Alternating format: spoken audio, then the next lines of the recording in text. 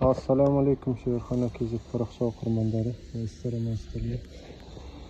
Денсаулықтарыңыз жақсы ма? Біздер үйімізге полифосфат бұйымын жапсырып жатырмыз. Осы полифосфат бұйымын жапсыруда тағы бір білетін пайдалардың бірі қысқаша. Осы полифосфатқа кофемный клейді жаққан кезде екі жағына қалыңдығын екі түрлі қылып жағасыздар. Себебі бізде қабырға қисық болуы мүмкін. Біздің кезекте мысал үшін мына жер көтеріліп тұрса, мына жер сәл ойда тұр.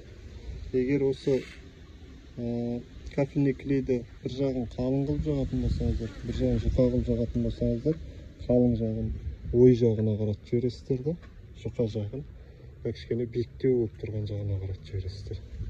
Осыны ескергеніңіз жақсы. Бізбен бірге болыңыздар. Алдағы уақытта бұйырса осы үйдің полифосфат жапсыру жұмыстарын толыққанды көрсетіп отырамыз. Аллах береке берсін.